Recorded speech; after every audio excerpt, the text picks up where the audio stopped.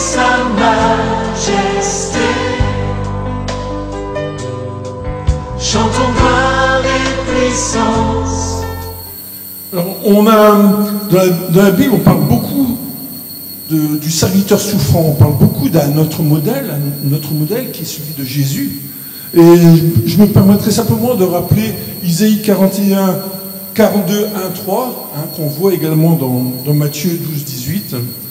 Voici mon serviteur que je soutiendrai, mon élu, en qui mon âme prend plaisir. J'ai mis mon esprit sur lui. Il annoncera la justice aux nations. Il ne criera point, il n'élèvera point la voix et ne la fera point entendre dans les rues. Il ne brisera point le roseau cassé et il n'éteindra point la mèche qui brûle encore.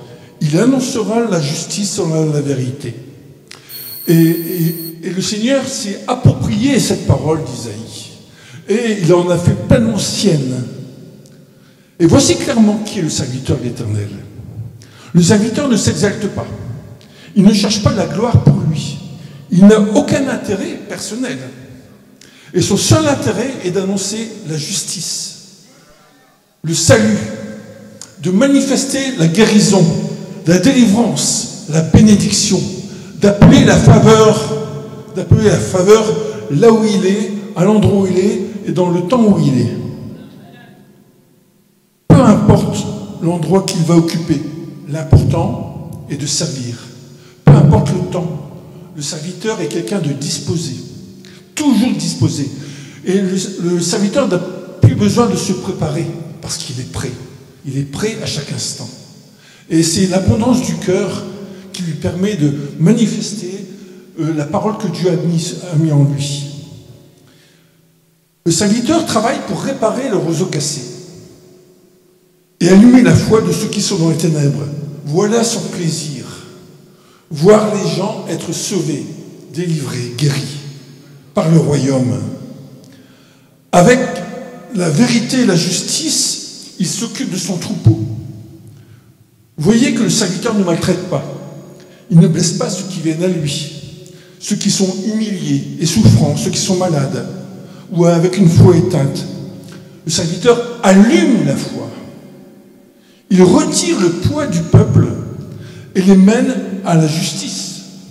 Ce que le serviteur valorise, c'est d'abord l'autel et pas l'or. Si nous sommes des serviteurs du Seigneur, et je ne l'apprendrai pas à tous les serviteurs qui sont ici, nous n'aurons pas humilié ceux qui viennent à nous comme un roseau cassé. Et le Christ Jésus, on le voit dans Philippiens 2, 6, 8. Le Christ Jésus, lequel était en forme de Dieu, n'a pas regardé comme un objet à ravir d'être égal à Dieu, mais s'est anéanti lui-même, prenant la forme d'esclave, étant fait à la ressemblance des hommes. Et étant trouvé comme un homme, il s'est abaissé lui-même, étant devenu obéissant jusqu'à la mort et à la mort de la croix. C'est tout le caractère du serviteur, c'est tout l'objectif, c'est toute la vision du serviteur. C'est d'être à la ressemblance de Jésus, dans Philippiens 2, 6, 8. Isaïe 52, 13, qui annonce le serviteur souffrant, nous dit « Voici mon serviteur, il prospérera, il montera, il s'élèvera, il sera très haut placé. » Et juste un peu plus loin, Isaïe 53, 3, il nous est dit qu'il est méprisé et abandonné des hommes, homme de douleur, habitué à la souffrance, semblable à celui devant qui l'on se vole la face. Il était méprisé, nous ne l'avons pas considéré.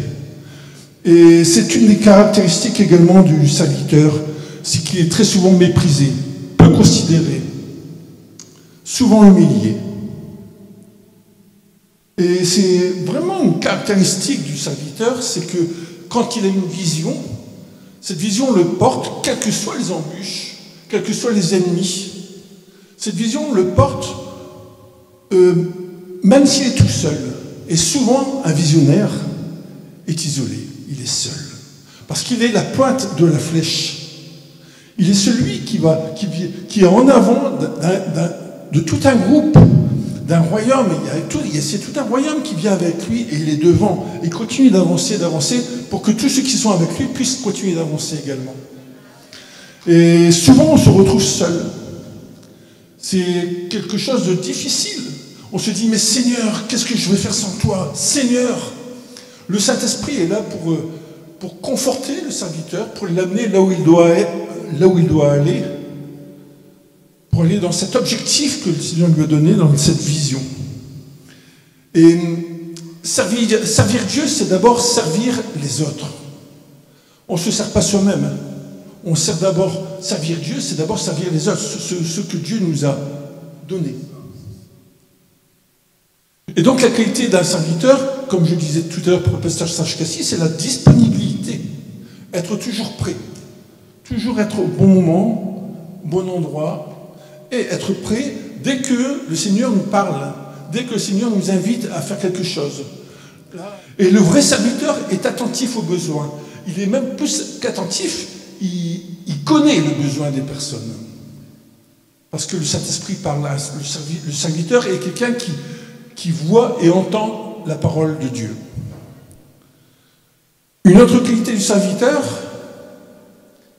c'est la fidélité. Et la fidélité dans l'amour, la fidélité dans le service, la fidélité dans l'appel et dans la vision. Et le pasteur Charles Cassis a vraiment été toujours pour nous un ami très fidèle. Comme Jésus. Jésus est notre modèle. L'autre caractère du vrai serviteur, c'est l'humilité. Parce que rien ne vient de lui, il sait que c'est Dieu qui lui donne tout.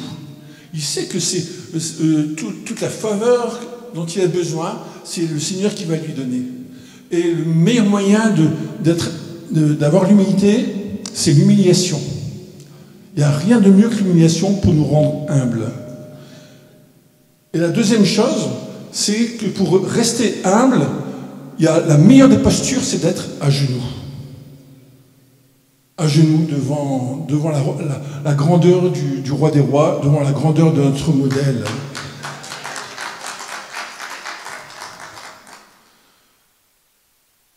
Le ministre de Dieu, c'est un passionné.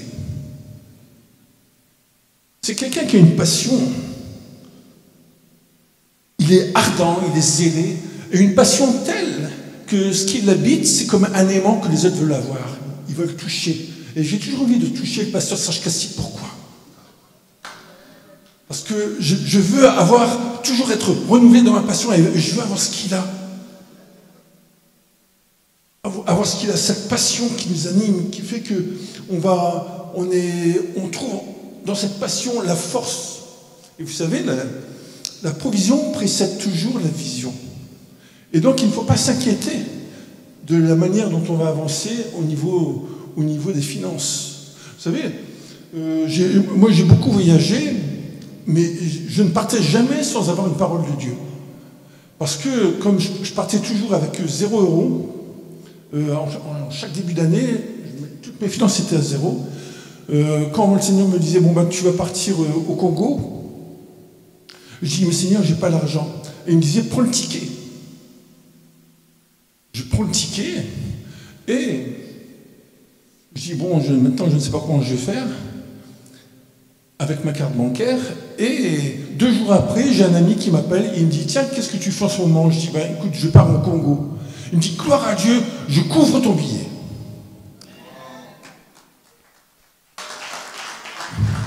À partir du moment où on a cette passion du serviteur, cette passion du service, en s'abandonnant dans la confiance, en ne cherchant pas à tout contrôler, dans les programmes, dans les finances, dans les personnes, eh bien c'est Dieu qui est la providence. C'est lui qui manifeste que vous êtes vraiment un serviteur, la providence.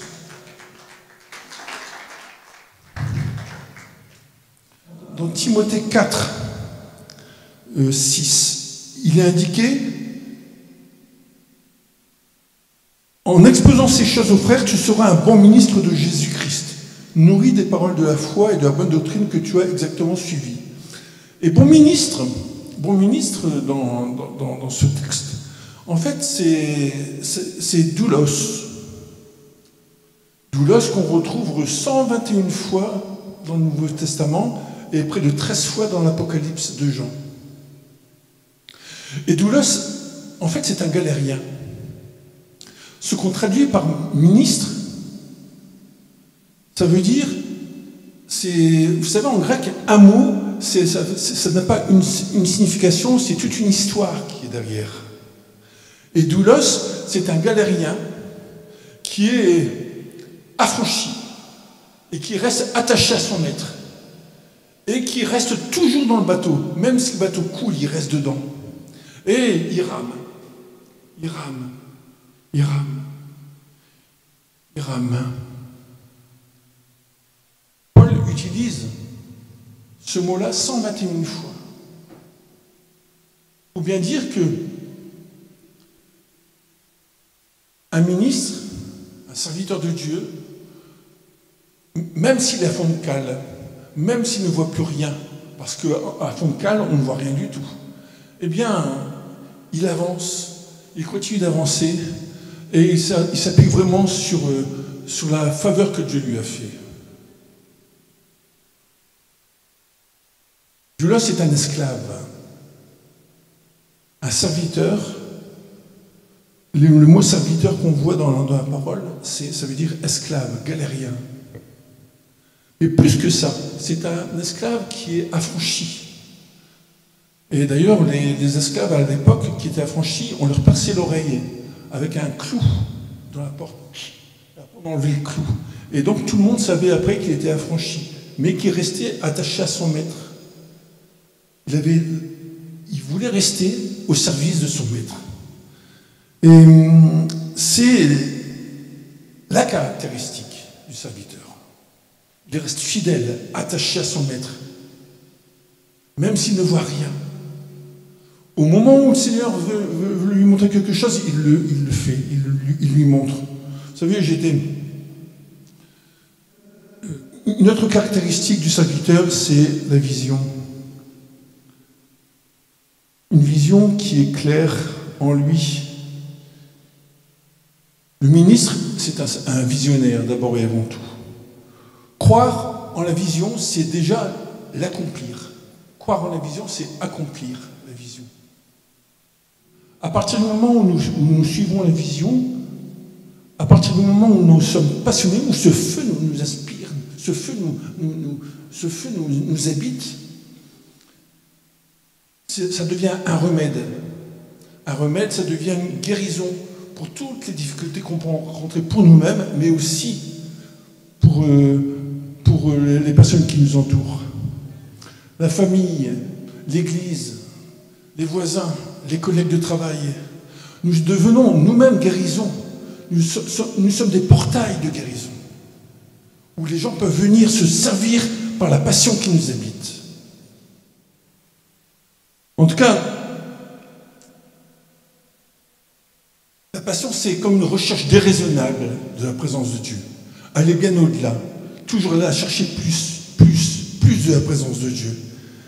C'est ça qui amène dans notre vie un feu, le feu du service, le feu du ministère. Un zèle qui nous habite, qui nous poursuit et qui nous amène dans des lieux élevés. Plus nous courrons après la vision, plus nous serons animés de passion, plus nous manifesterons le royaume.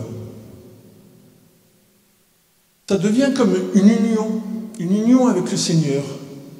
Ce n'est plus moi qui vis, c'est Christ qui vit en moi, l'espérance de la gloire. Et on a cette capacité à pouvoir rejoindre le Seigneur par un chemin qui est effrayé.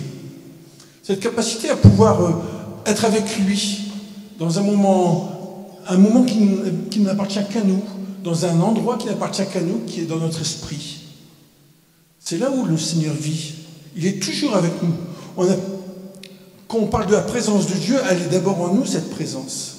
Et même si les circonstances extérieures sont difficiles, le fait de notre passion, le feu qui nous habite, nous permet de pouvoir rejoindre le Seigneur en nous. Bien plus que la présence. Et c'est vraiment un chemin de sagesse pour tous les serviteurs. L'important, c'est de continuer. L'important, c'est de croire en la vision que Dieu nous a donnée. L'important, c'est d'alimenter la passion. L'important, c'est de toujours conserver Jésus comme notre modèle. C'est lui notre exemple. C'est le roi des rois, le Seigneur des seigneurs, le Dieu tout-puissant et vrai. Est-ce qu'on peut l'acclamer ?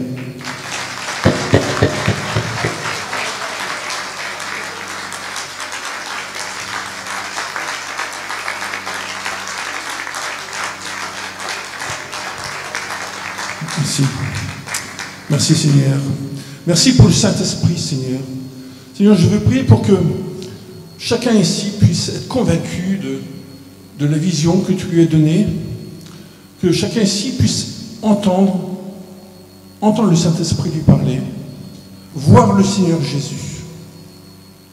Seigneur, que le Saint-Esprit puisse remplir ceux qui ne savent pas encore ce qu'ils ont à faire, et que le Saint-Esprit remplisse également tous les serviteurs actuellement présents, tous les ministres, les pasteurs, les apôtres, les prophètes, que le Saint-Esprit puisse combler chacun cet après-midi et que nous puissions sortir d'ici complètement renouvelés par la grâce et par la conviction qu'il n'y a rien de tel que le service de Dieu.